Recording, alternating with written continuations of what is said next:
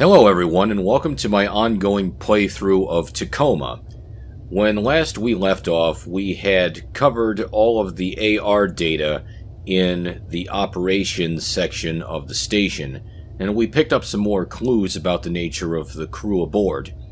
We learned that botanist Andrew was discussing with his son how to pay for his college education.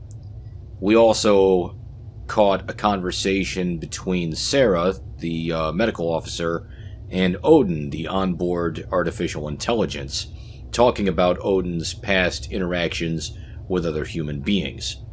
We also paid a visit to Operations Specialist Clive's personal quarters, where we saw a note to his mother talking about his life in general and about his love for Evie St. James, the station administrator.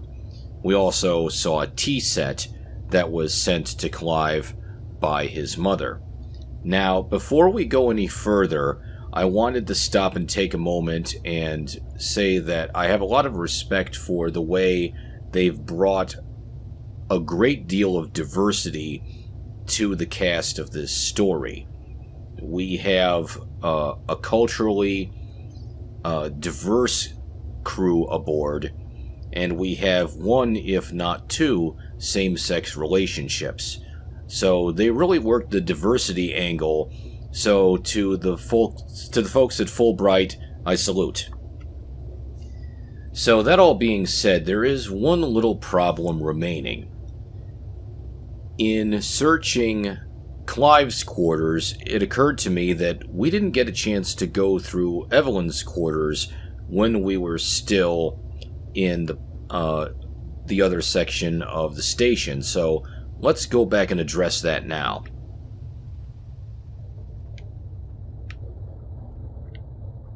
Let's see, we've covered the cargo area, the fitness center, personnel quarters, locker room.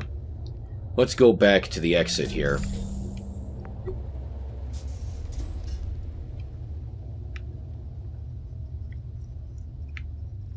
Okay, operations and administration. Inbound message. First part of the AI net is fully transferred.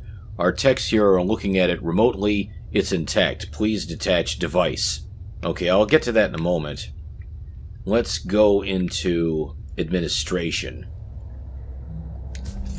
and see if we can find Evie's quarters. Personal quarters.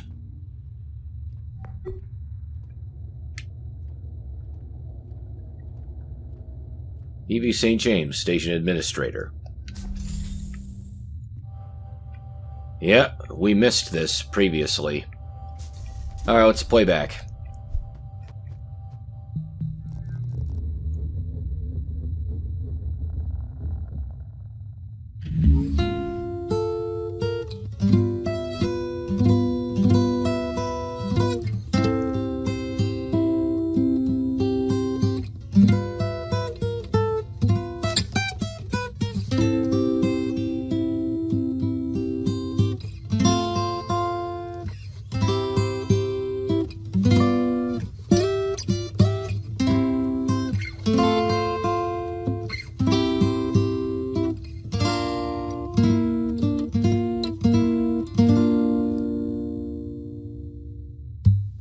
Is that all there is?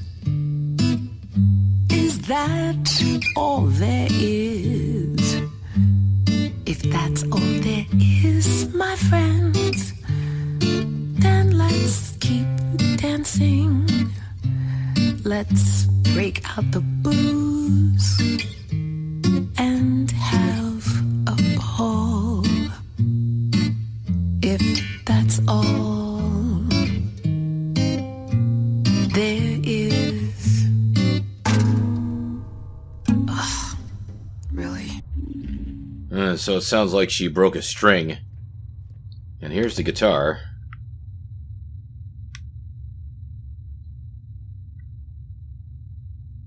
Yeah, I can see the broken string there. Sad.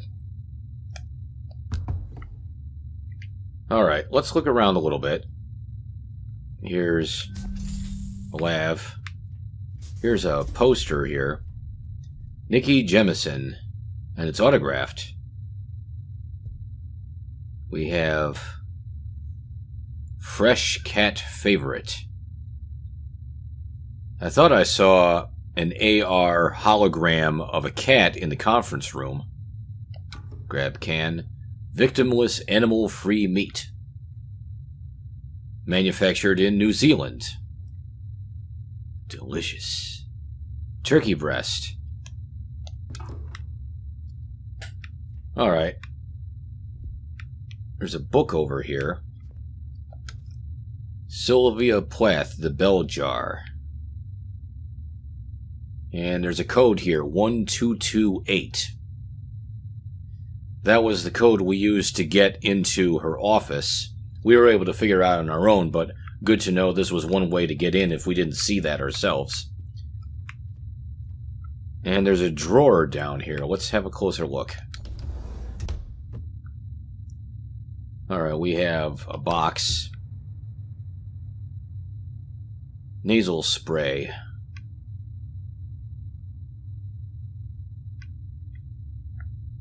Prescription-only sleep aid.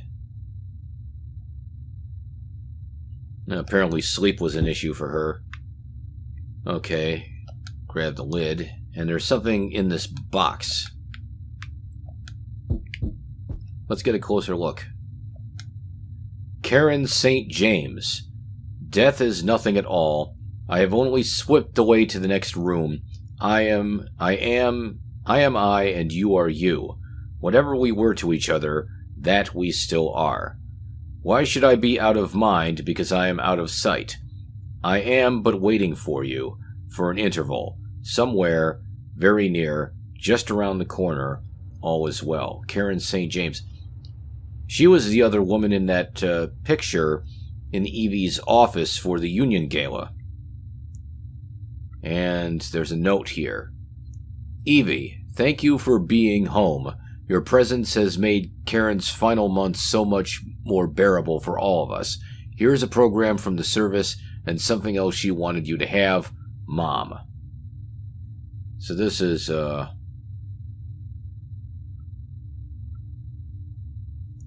funeral announcement. So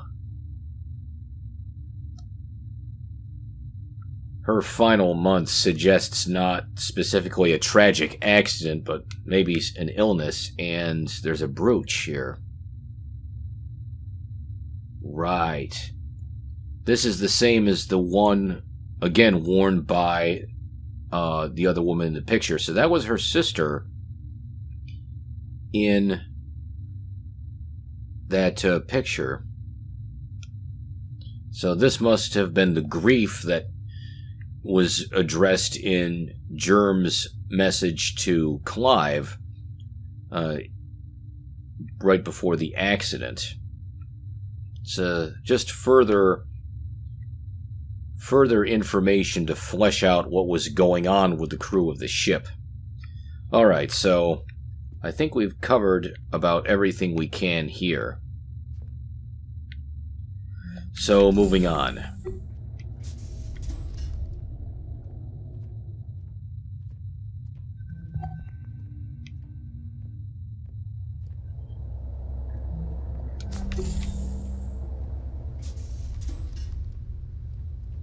Attention subcontractor Farrier, data process complete. Okay, so let's grab our device.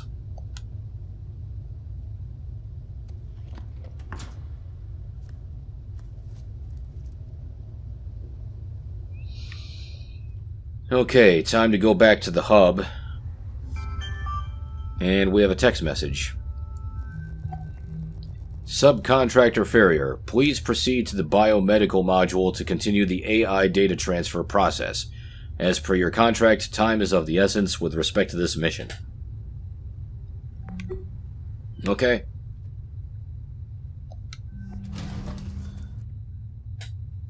Going up.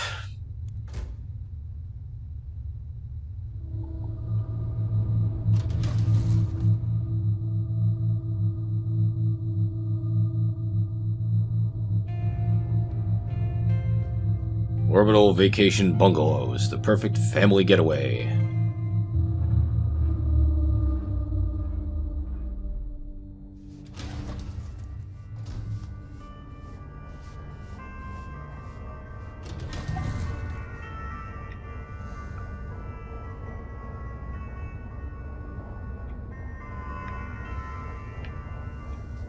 We have some AR data here? Or is this from earlier?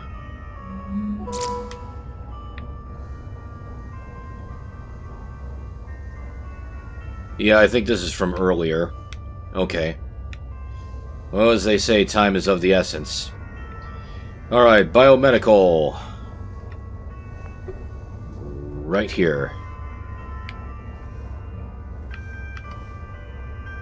But you know, I'm curious.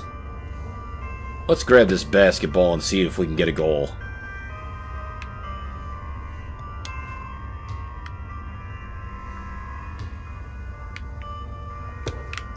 Let's try it again. Let's try it from above.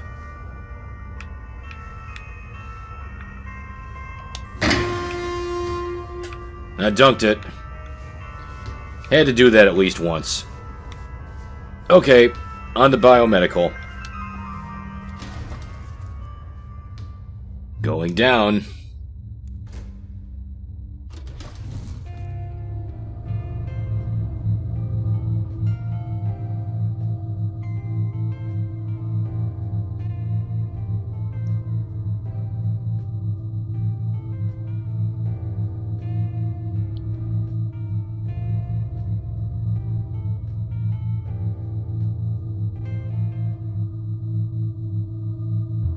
Okay, the biomedical module.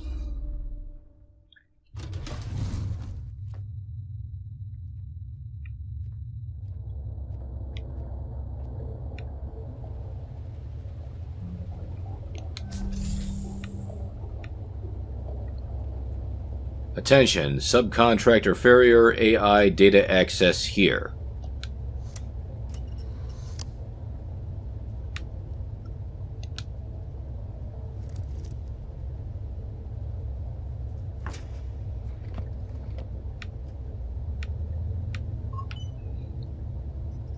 A random Odin fact for you while you work.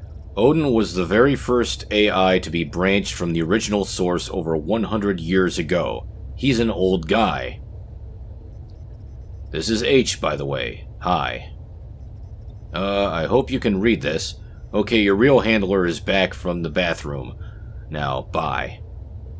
Okay. Oh, that was interesting.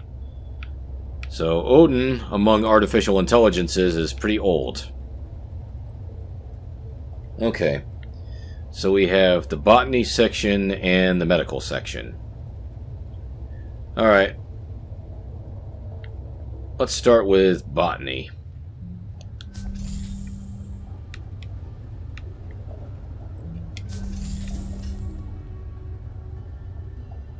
We have botanist office, food supply, personal quarters. And we have some AR data here.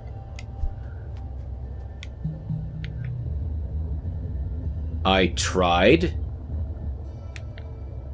All right. Let's hold it right there.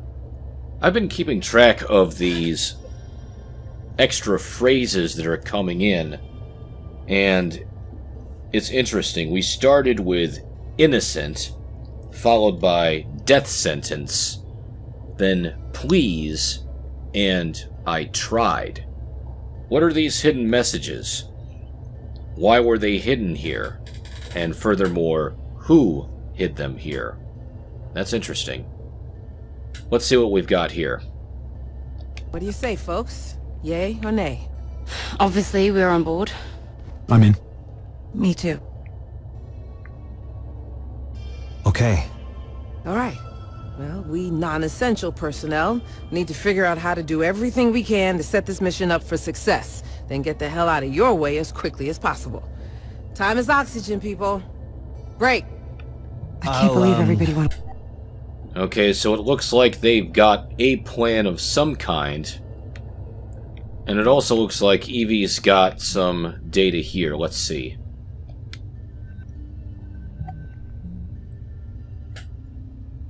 All hands meeting right now. See subject, I'm in botany already, get here.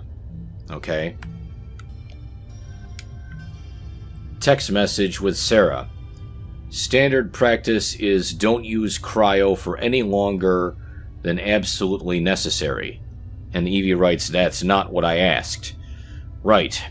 Sorry, 72 hours without serious risk of brain damage. Past that and you're really pushing it. How much oxygen? I mean hardly any at all. And then she says, wait, where are you going with this?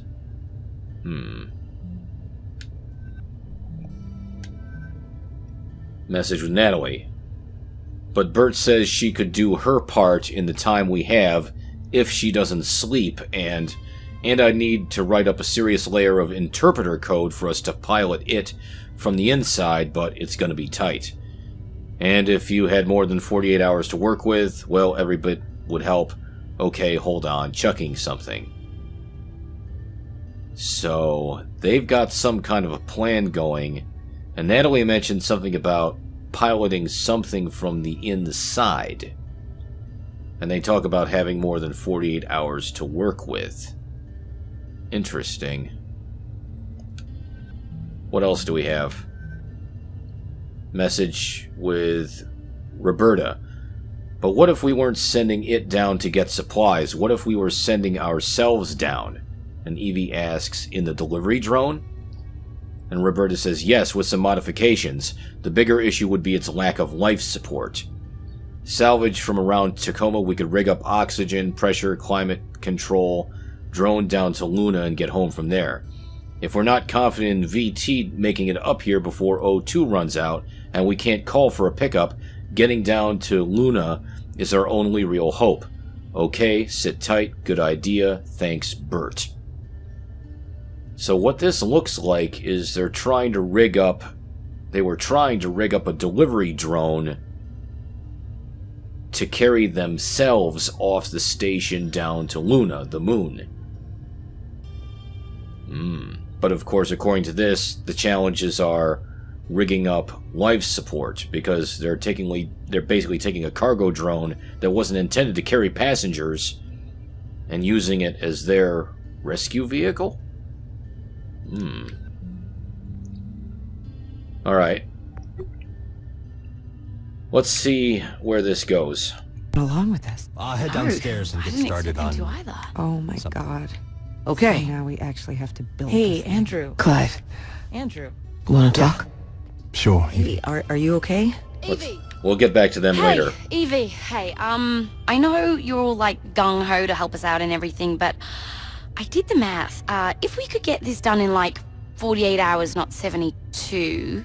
Could the rest of us wait longer to go in? Exactly. Listen, ladies, I get it. You're trying to do right by us, but every minute we wait to go in is a minute you don't have to get this thing flying. And knowing what we know about VT, we've got to give you every chance we can to succeed. So there's no way we can convince you? We made a plan.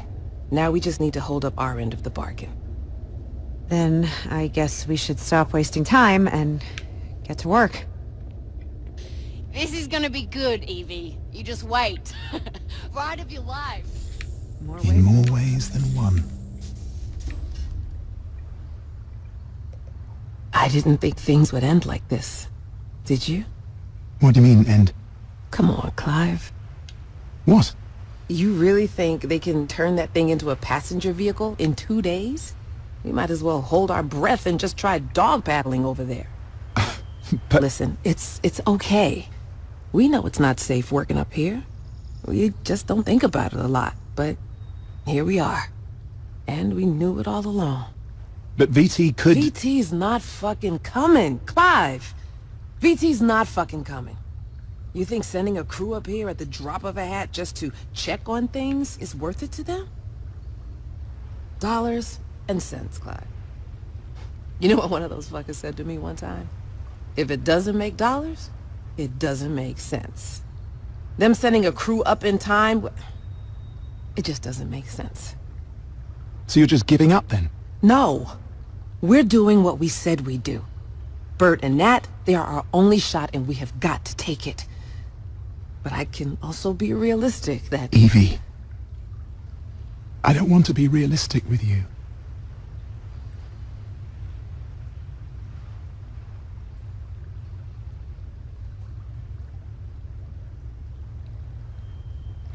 Well, time to go make final preparations then. But not too finally. You know, I'm picturing it. The day we'll be walking together, like this. But the gravity, it won't be artificial. I mean, isn't it strange? We've never felt the Earth's pull together. One day. One day.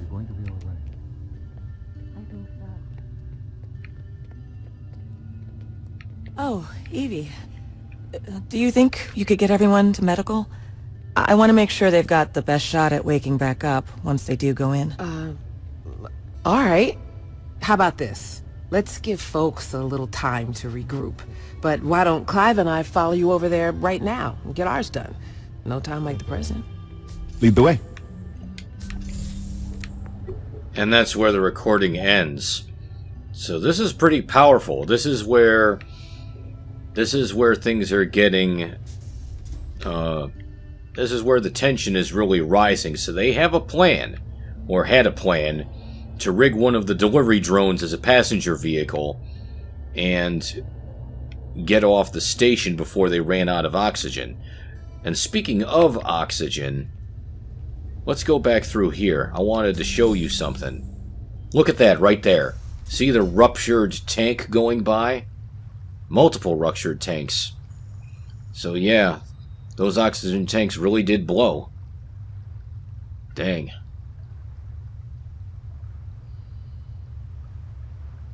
Curious, though. If this was the result of orbital debris, how come we don't see anything adjacent having taken damage?